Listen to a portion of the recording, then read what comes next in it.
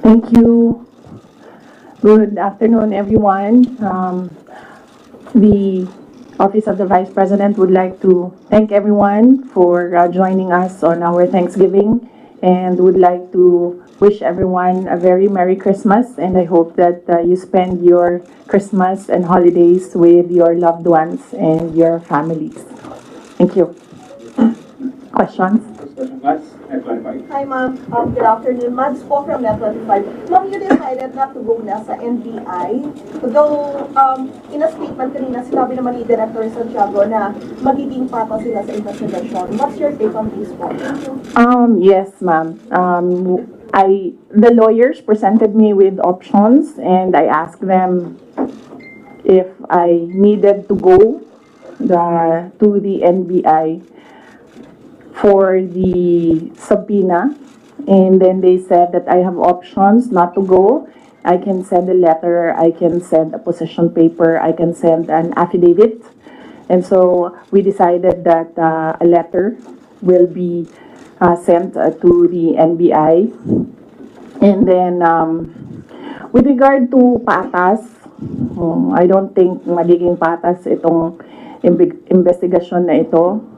Dahil kung nakita nyo naman yung mensahe ng Pangulo na sinabi niya na ganitong kriminal na mga, sorry hindi ko maalala yung exact words na sinabi, pero sinabi niya ganitong mga kriminal na ageist. Sinabi niya ganitong mga kriminal na gawain ay hindi ko palalampasin. So, makita na natin, no, the pronouncements of the President, meron ng bias doon. And kung nakita nyo rin yung interview ng isang USEC ng Department of Justice, sinabi niya, a threat is a threat. Well, if you're a lawyer, you would argue na no, there's several kinds of threats. But nakita nyo na doon pa lang sinabi na niya kung ano yung position niya. At as a USEC of DOJ, we expect that that is the position of the Department of Justice. So kahit pa man pumunta ako doon, hindi ako pumunta doon, we believe, and I believe, that we, meaning the lawyers and I, believe that cases will be filed. So kahit pang sabihin nila na merong investigasyon, sa simula pa lang, nagdesisyon na sila na mag-file sila ng cases. Ma'am, clarification lang. Nabanggit niyo po, nagpadala kayo ng letter. Aside from that, magbibigay po ba tayo ng affidavit or statement po? Hindi na. Tinanong ko sa lawyer kung idadagdag ko pa ba yung affidavit ko. Sabi niya hindi na daw kasi nilagay ko naman na doon sa letter, kung ano yung sasabihin ko sa affidavit. Thank you, ma'am. Thank you. Another follow-up. Good afternoon, Ma'am Celerina Monte from NHK. You have mentioned that there are already biases on how the government or the DOJ treat your case. So what would be the worst case scenario na nakikita ninyo na maaaring mangyari sa inyo? Okay. Ang worst case scenario, thank you, Ma'am Cel. Ang worst case scenario na nakikita namin is removal from office, impeachment, and then patong-patong na mga kaso, multiple cases to be filed, which the lawyers already told me to expect as well. That is why I just decided not to go to the NBI, because clearly the pronouncements of the President and the USEC of DOJ point to cases to be filed.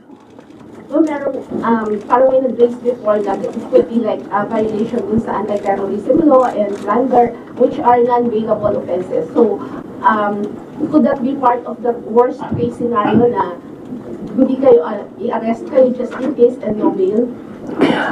Yes. That could be as well. That is a possibility, ma'am, for cases that are without bail. And as I said, when I read the subpoena, I read there it was for grave threats na hindi naman grave threats yung ginawa ko under the revised penal code, and it was for anti-terror law. So napaisip ako, bakit anti-terror law ang iniimbestigahan nila?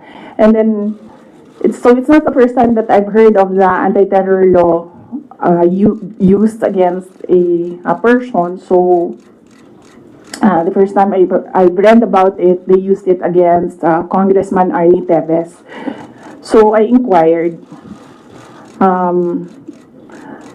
about what happened in Negros. So I was told, yun nga, there was a red notice, there was a AMLAC, freezing of assets, money, there was, well, a warrant of arrest, yes. And very recently, I read again the law, and then I found there that there is a provision there, removal from office. So on that point, it's still kumbaga an avenue, I think, that they're pursuing to remove me from office. Follow-up questions, Joanna? Yes. Good afternoon, ma'am. Yes, ma'am. You mentioned that there is a possibility of of them coming to arrest you. Have your lawyers briefed you on what to expect in case they do come? And will you allow yourself to be arrested, or will you, because there have been others who have fled, will you want to face people, face the law enforcers who will arrest you, or will you also try to not get arrested? No, I do not plan to leave the country, or I do not plan to hide if there will be a warrant of arrest. Mainly because my children are here. So if I am detained, I want to be able to still see my children. So I have no plans of doing that. I have no plans of leaving the country to hide. One last follow-up for this matter. Please, group po. Ma'am, Congressman Marcoleta offers himself po as your lawyer in case tutuloy yung impeachment case against you. Will you accept the offer? No, I think, well, first off, I'd like to thank Congressman Rodante Marcoleta for his offer to be my lawyer in the impeachment case. I appreciate it because he's a very good lawyer. He's a brilliant lawyer. In fact, he pointed out to me points during the committee hearing that as a lawyer, I was not able to see. So that shows his astuteness in the law. But I feel that he will better serve the country if he remains as a member of the House of Representatives. That is what is important right now. We need good public servants, good leaders, good officials in government. And I assure everyone that we already have lawyers helping us. In fact, the moment that Franz Castro announced last year that they are planning to file an impeachment, we already talked to lawyers who will handle the impeachment case at the time. But now, cases pala, 3. So we just need more lawyers. And we already discussed this with the first team that we hired as lawyers. Another follow-up. Please, Robina. Hindi man additional niya si Yes, ma'am. So, I just want to ask how are we preparing, or what are our preparation, and how are we going to respond to the impeachment or the worst case scenario? Oh, okay. Yes, ma'am. So, very recently, we had a meeting with the lawyers, and what was discussed there was the arrangements, because we needed more lawyers. We are expecting another impeachment case, no? So this may be 3 impeachment cases. So, and then we will await official copy of the articles of impeachment so that they can prepare the defense.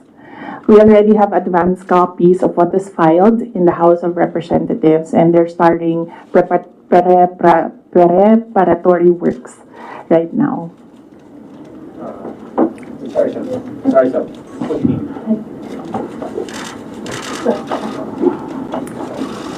Ma'am, most of your allies and former allies have changed positions or changed, their sides. How do you feel right now? And if, for example, the impeachment comes through, are you confident with the numbers both in Congress and the Senate? No, we're not confident with numbers, ma'am. Because impeachment is a legal process and a political activity. So we are confident with the legal aspect of the impeachment because all the lawyers that I asked to review the initial drafts of the impeachment complaint really said that this is not, they would say it's not an impeachable offense and this is not an actionable offense, things like that, lawyer talk. But with regard to politics, that is a different matter altogether. So we do not know what will happen with that. How do you feel that you're changing sides at this very moment or even before? Well, that's politics. They always say that there are no permanent friends and enemies in politics. So it really depends on the person, no, on the politician, what path he will choose. MC Reyes. Hi, ma'am. Related to the worst case scenarios. Yes. The House of Government Committee said that they are eyeing the possibility of filing plunder, technical malversation, and falsification charges, among others, against you and several other officials of the OVP and formerly with the DepEd in relation to the alleged misuse of the confidential funds. Have you discussed this already with your legal team, with any of the lawyers, and what can you say that is a very heavy case, plunder? Yes. Yes, oo.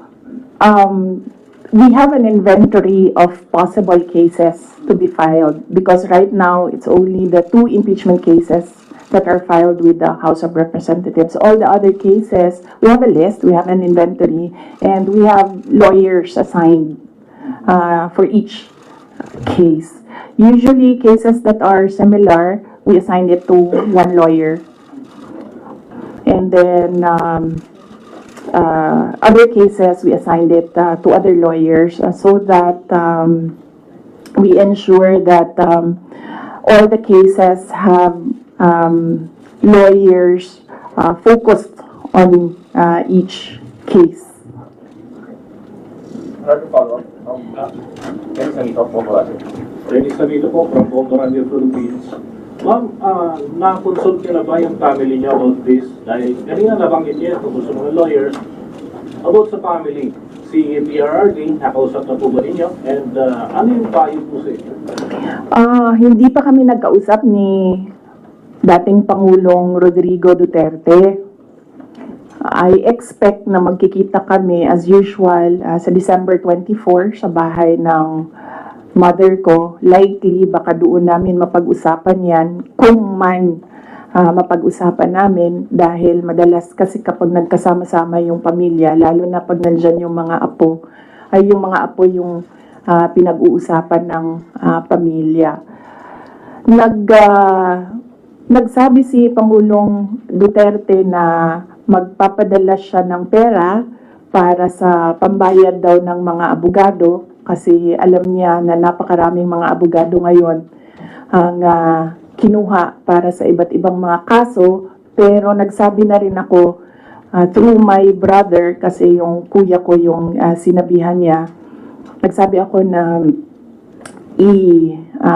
huwag na lang siya magpadala ng pera dahil nakapaghanda naman na kami para sa impeachment case. Kasi yung sinabi niya impeachment case, sir. So sabi ko, nakapaghanda kami sa impeachment case. Kasi nga, last year, nag-announce na si Franz Castro ng impeachment. So the moment na sinabi yon, and the moment na nakita namin na tuloy-tuloy yung attacks against me, ay naghanda na rin kami para sa mga abogado. Mara Cepeda, Straits Times Report. Hi, ma'am. Mara Cepeda from Straits Times, Singapore. Ma'am, you already mentioned that your lawyers are prepared to answer the impeachment cases, but the opposition groups who have filed the complaints against you are accusing you of being evasive in your answers in the alleged corruption and misuse of millions of confidential funds. Ma'am, baka you can offer an explanation also to taxpayers how kung above board po pa talaga yung paggamit nitong mga confidential funds para matapos na rin ma'am yung question once and for all. Yes, ma'am. I'm not being evasive. If you are referring to the to the budget hearing and the hearings in the House of Representatives, I'm not being evasive. I am not answering the questions because they have no authority to ask confidential questions. I am answering questions about the use of the money in the Commission on Audit, and there is no, you ask the Commission on Audit if there was anything at all that they can say or see that we are not cooperative with the audit. So it is wrong to say that I am evasive. I am definitely not answering questions about the use of the fund, about confidential funds, because it pertains to national security and the lives of the people involved in intelligence operations. And yes, as I said, we have fully cooperated with the audit process of the Commission on Audit, who has the sole jurisdiction to ask questions about the use of confidential funds. In fact, 2/4 of the Department of Education are already cleared by the Commission on Audit, but it is still being questioned inside the committee in the House of Representatives. So that is the reason why I am not answering questions from the House of Representatives. Plus the fact that, as I said, it is an attack. It is a political attack. If you are in aid of legislation and you want to legislate about confidential funds, you do not target one office and terrorize and torment the employees of that office.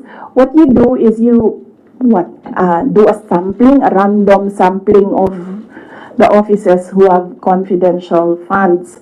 Why not call the office of the president who has billions and billions of confidential funds if you want to legislate about confidential funds? So that shows that they're singling out the office of the vice president, and I really feel that it's very disrespectful to the office of the vice president. That is also why when they ask that I respect their process, respect begets respect. So if they want respect, they should first respect the office of the vice president. That is what I was saying, that they don't like me, they don't like my person, they don't like Inday Sara Duterte, but they have to respect the office of the vice president.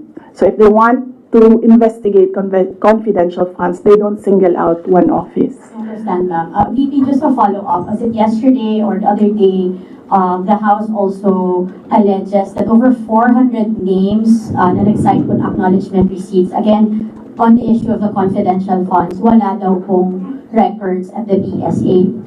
Baka ma'am, you can offer an explanation because we know that this is a legal proceeding, pero pinag-uusapan po siya ngayon, ma'am, sa bahay ng bawat Pilipino. Kaya explanation if this is above board or bakit wala silang birth certificate, ma'am. No, I will not explain.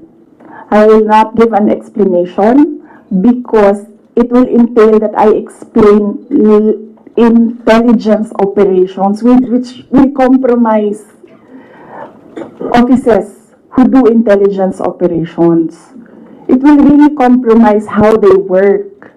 So no explanation will be given to the members of the House of Representatives. One final follow-up for me, ma'am. Then what's your response to accusations that an office like the DepEd and the OVP have no jurisdiction naman to have these confidential funds that are spent for national security?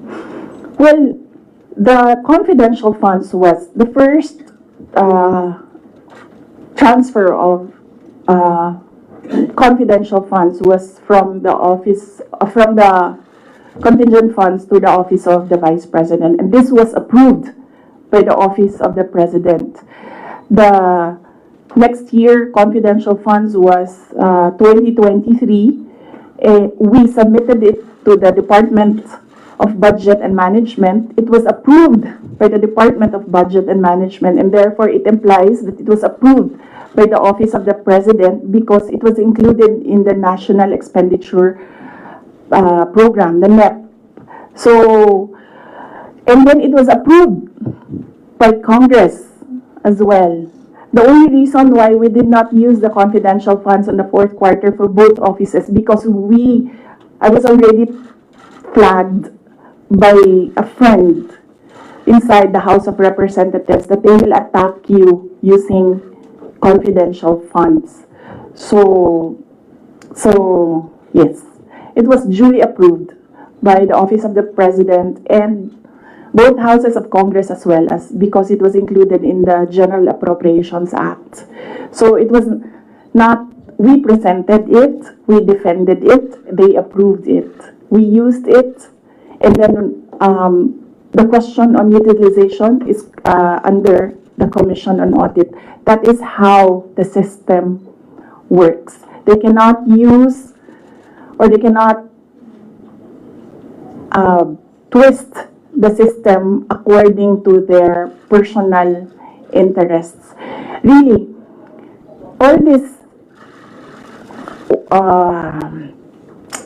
circumstances and events happening surrounding the office of the Vice President is a race to the presidential election in 2028. Unfortunately, they are attacking the office as well. So, dyan ako medyo, and the personnel of the office of the Vice President. So, dyan ako medyo pumapalag. Wala namang problema kung atakihin ninyo ako. Kasi politiko naman talaga ako. Pero may problema ako pag inatake yung opisina at yung mga kasamahan ko dito sa opisina ng pangalawang Pangulo na nagtatrabaho lang. Next question, part of you. Al Jazeera. Yeah. Good afternoon, Madam. Good afternoon, Madam Vice President. I'm just going to pick up on Mara's line of questioning. You said, and I understand your explanation about these confidential funds haven't been approved by several layers in the government. But maybe just to go back to the basics, if you can explain to ordinary Filipinos why the Office of the Vice President needs confidential intelligence funds. Okay, yes. For the Office of the Vice President, it's not the first time that the office was granted confidential funds. During the time of Vice President Binay, the office was already given confidential funds. The confidential funds we use in relation to our work and national security. All the projects and the programs of the Office of the Vice President target poverty alleviation. There is a direct correlation between poverty and national security. So what we do is we want to target the areas where we put our projects so that we achieve, peace and order, security. So we don't want to, we don't want our projects put in areas where it is not needed for poverty alleviation. So we want to prioritize the areas. And the only way to do that is to use confidential funds to purchase information. So where are the target areas? We need that. so that our projects will serve these areas. So that's why we needed the confidential funds. In in the Department of Education, there is a correlation as well of the education and national security. In fact, that is one of there is a correlation as well of education and national security. There are so many threats to education, not just insurgency, and threats to Department of Education personnel and students as well. And we wanted to target projects of the Department of Education as well in the most vulnerable areas and schools. That is why we needed confidential funds. It's all about national security. And the position of the Office of the Vice President and the Department of Education is that the national security is a holistic concept. It's not just one, like territorial defense, sovereignty. No, national security is about food security. It's about quality of education. It's about poverty alleviation and everything else that we need to do as a country to get us out of this poverty rut. But you are in the NTF-LCAP, so couldn't have your offices work with the NTF-LCAP as well as other government agencies that actually have national security mandates? In the NTF-LCAP, they are only about ano yung meaning ng LCAP? And local armed conflict. And local community and conflict. And local, there, LCAP. So that is very specific to that local conflict and communism. So as I said, the projects and the programs of OVP target poverty alleviation, and there's so many factors affecting poverty. And there are so many threats to education, not just insurgency. But there are also other government agencies with national security mandates that you can work with, your offices can work with. Yes, that is true, but we work far faster if we are allowed to purchase information and target our projects immediately on the certain school or certain barangay or certain municipality. We move faster if we can target our projects. Okay. Going back to the confidential funds, that was also about confidential funds, but the names that are being verified by the Philippine Statistics Authority, I know you said that you can't explain because they're confidential in nature, but maybe just a yes or no, because other names have cropped up. Aside from Mary Grace Piatos, we have Shippy McDonald, Fernando Tempora, Carlos Oishi, Raimonda Nova. These were mentioned in a column at the Philippine Star, and Joel Chua, Congressman Joel Chua was quoted. Are yes or no? Are these code names?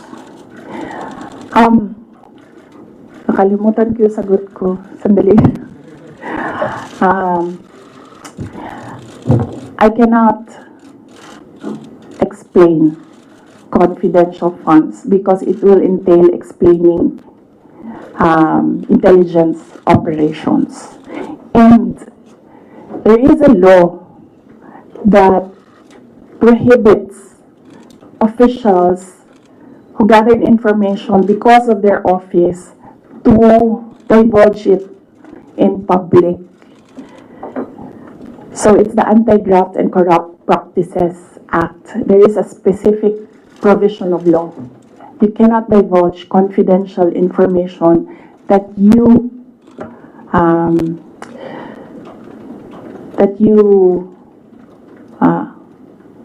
received while in office. So you won't even say these are No, that because code names? that will add to cases that may be filed against me. Okay. One last, sorry. Yes. Why the choice of a letter submitted to the NBI instead of an affidavit? Wait, hold on. I can answer. I can give you a very short answer with regard to ARs. I had nothing to do with the preparation of ARs. It went down to the grassroots level. So I had nothing to do with preparations of ARs. I was up here in the structure and money went down for information. So you have no knowledge why all these names were used in the acknowledgement receipts? In the first place, we do not even know if these are ARs which came from DepEd or OVP to COA because there's a chain of evidence supposedly. In law, there's a chain of evidence, handling of evidence. So right now, nobody can really answer that because nobody knows if these ARs are true. Because we don't know if it came from us. That's what they're saying. That's what they're alleging. Yes, that's what they're ARs came saying. from the OVP submitted to COA. Yes, but there is a legal process in the custody of evidence. So right now, we really cannot say if the ARs came from us because the ARs that are with us has not been checked with the ARs that are with them. You're denying that the ARs came No, I'm just saying that we do not even know if the ARs with us are the ARs that are with them because the ARs from the field, going to the office, going to COA, that's not how you do legal work. It's not how you do legal work. There's a very stringent process in evidence. That is why even if there is no law prohibiting a person from divulging confidential information, person cannot answer that because we do not know if that paper that they're holding was the paper that came from the OVP and DepEd. Because there was no marking of exhibits. That was what I was telling Congressman Chua. You cannot ask the OVP personnel to say yes or no to an exhibit that was not marked as real and true, as correct, and as a faithful reproduction of the evidence of the office. So would your offices then be willing to certify? No, because there is no question about that. From the Commission on Audit, it's only a congressman saying that this paper and asking what is this paper about. There is no case. And that is to ask that about the paper is the sole jurisdiction of the Commission on Audit. Okay. So then if the Commission on Audit asks, That is what I was saying. We have been fully cooperative with the Commission on Audit. Everything that they asked for, we submitted. That is why there was a partial disallowance only. And even then, we are not yet finished with the process because we can still submit documents that are required by the Commission on Audit. That is the problem right now. As I said, they are doing work that they are not that is not under the mandate of the House of Representatives. They cannot audit. They cannot question at all. They cannot make me answer and say that we represent the taxpayers and you have to answer. No, I will only answer to the Commission on Audit because that is the body who can ask us questions about the fund use. Next question. Got to make ABS event. Good afternoon, ma'am. Ma'am, on the issue of your budget not being reinstated or restored, your reaction first on the decision of the bicameral conference committee? Well, we do not expect anything about the budget of the Office of the Vice President anymore. As I said,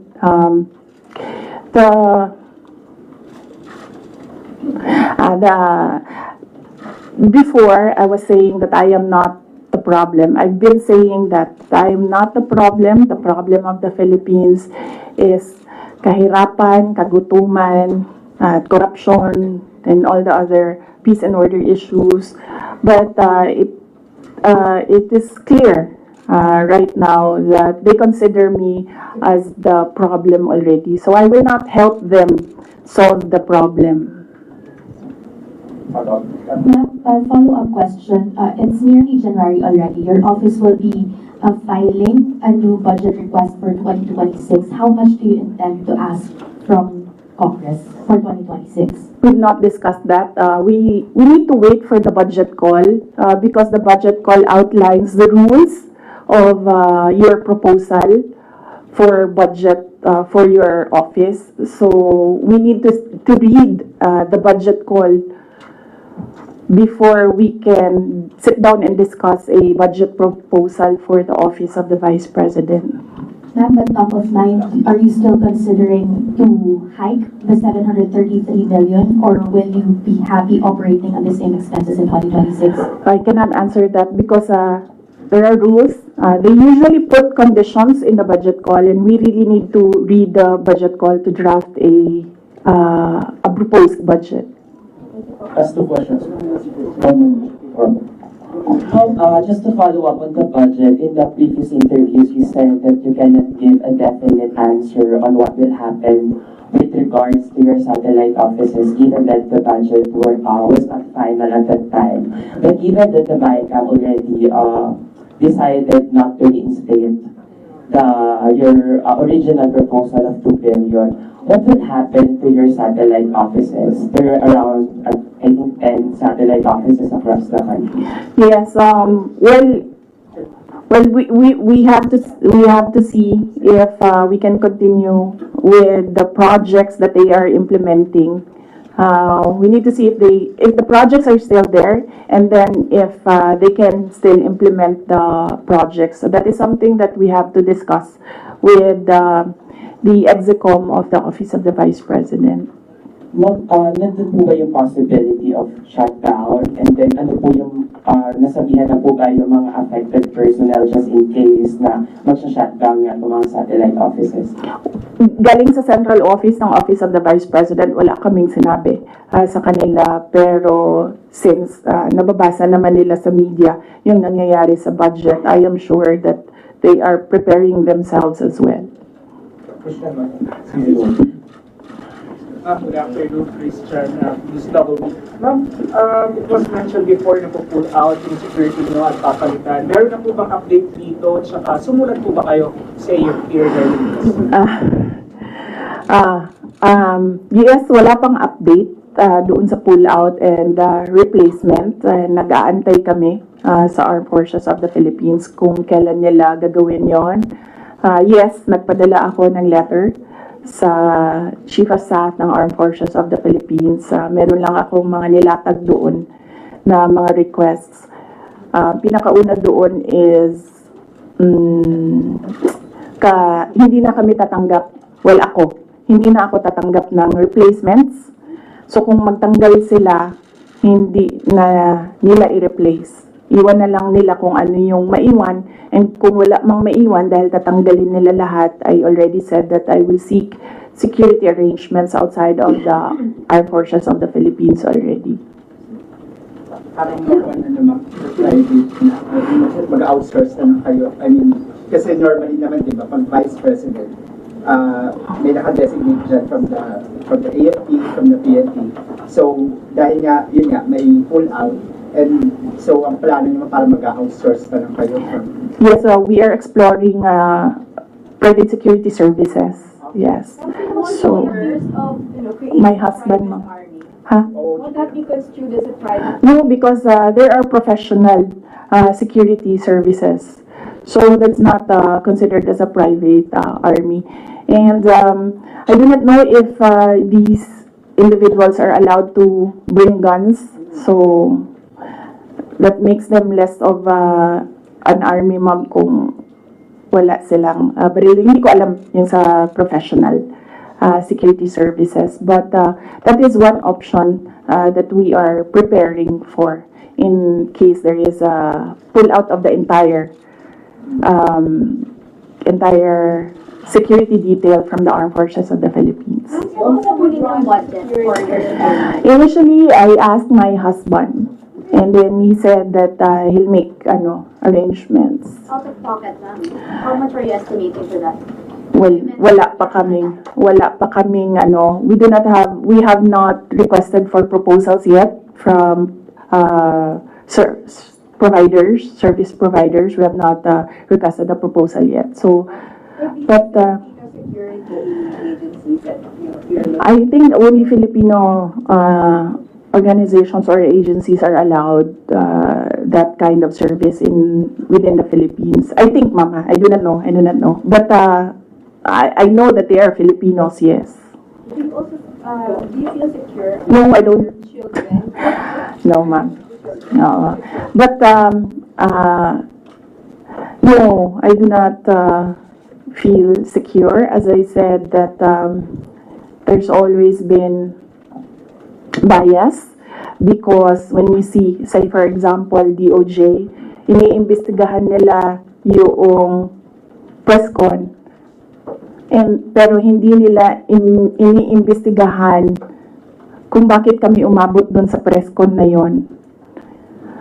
Iniimbestigahan nila ang threat ko, no, pero they've not ever investigated threats against me, which are all documented, but we do not give them the information because we don't trust them at all. That's two questions right there for you. Ma'am, kasi sabi po ni mga congressman po, ma'am, kasi parang contrived lang daw yung threat ninyo. Parang it's just an imaginary threat. Like for example, si Asidre nagsabi na imaginary daw yung threat ninyo, unlike doon sa sinasabi na threat daw yung inyong threat to the first family and Speaker Romuald. So what's your take on this po? Kasi parang dinidismiss po ng mga congressman na kayo po ay nagkaroon ng threat sa inyong buhay. Parang sinasabi nila, hindi naman, parang imaginary lang yung threat ni Vice President as opposed to sa sinabi niya doon sa press conference. What's your take on this po? Yes, we have documents, sir. We have screen caps, we have photos, we have police blotters, we have everything on file. But I never talked about it before because I felt na it was part of my job as Vice President. You get that? Aba? So, and it does not affect my work. So, all the more that it was inconsequential for me at the time. But right now, seeing that they are picking out words that I said and making a case out of it and saying that these are threats. So, I think they should start with, where is this coming from? That is the question that they should ask themselves. But I don't think they'll ever ask that of themselves. So we'll just move on to the cases and the impeachment and whatever will come in the new year. Do you regret saying or making such threat to the President and the First Lady and the Speaker? No, ma'am. Buti na yung alam nila, ma'am, na pag namatay ako, hindi talaga ako, I will not die in vain. CP, you mentioned the 2028 presidential elections, that all of the attacks of the Marcos government to you now is all connected to 2028. But the last time, a sitting vice president, a very popular sitting vice president, was investigated for corruption allegations and refused to respond in the public forum.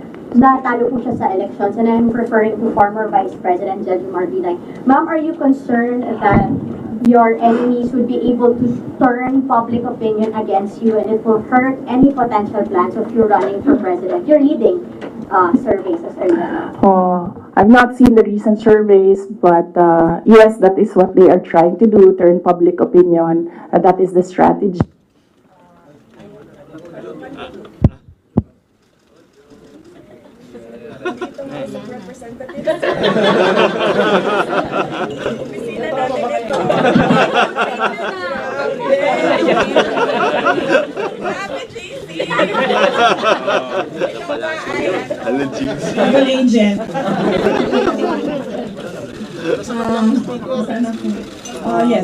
Yes. But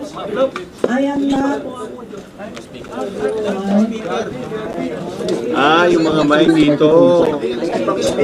Ala.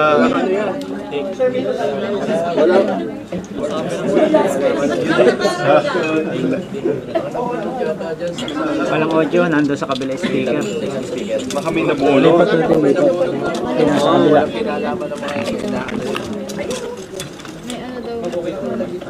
Oh, there. Yan na. Dito na ako.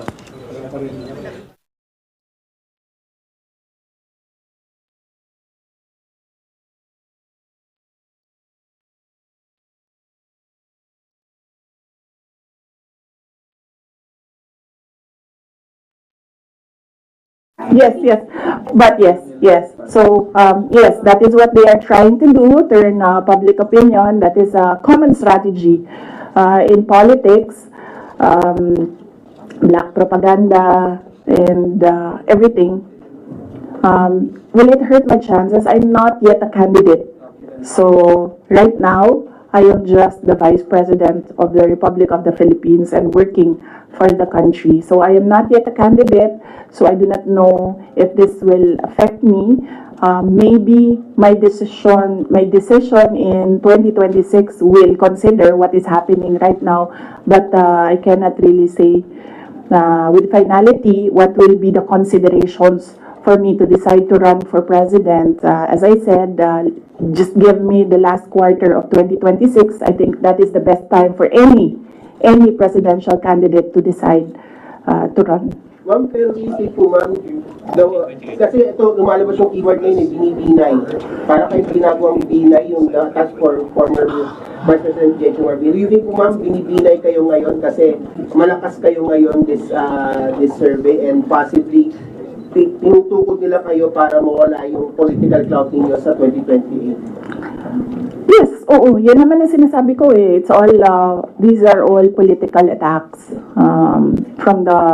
From the attack from the left on the confidential funds, the meeting with the Speaker of the House of Representatives, and the attack on the budget, and the other attacks that you see in social media. So these are all directed to remove me from the race, yes, and then of course remove me from office. Ay, that needs a sit down. Ay, naku. Talaga. Sasabihin ko sa'yo, you know, paano ko nalaman na gusto ni, na plano or gusto ni Martin Romualdez na mag-president? Ay, naku. Halaga. Sasabihin ko sa'yo. And this is personal knowledge. Kasi narinig ko talaga. I was there. So, kaya alam ko sa simula pa lang, nung narinig ko yun, okay. Wala lang din sa akin yon. Kasi lahat naman pwedeng tumakbong presidente. Diba? Ang hindi ko lang in-expect, yung gagamitin mo yung buong gobyerno para sirain yung isang tao. Siya may papalit sa'yo, ma'am, pag narinig. Yan din. Kailangan magdesisyon ng taong bayan. Gusto niyo ba ng Vice President Martin Romualdez? Yan ang tanong. Kasi, yan naman kasi talaga yung plano niya. So, kailangan mag-decide ng taong bayan if you want somebody sitting there na hindi ninyo binoto. Are you determined to stay as Vice President? Sir, ma'am, are you determined to stay as Vice President? No, I'm at peace. I'm at peace with whatever happens to me. I've already accepted that whatever happens to me, that will be God's purpose for my life. So I am at peace staying and finishing my term because that is my contract with the Filipino people, and I am at peace going if I will be removed from office.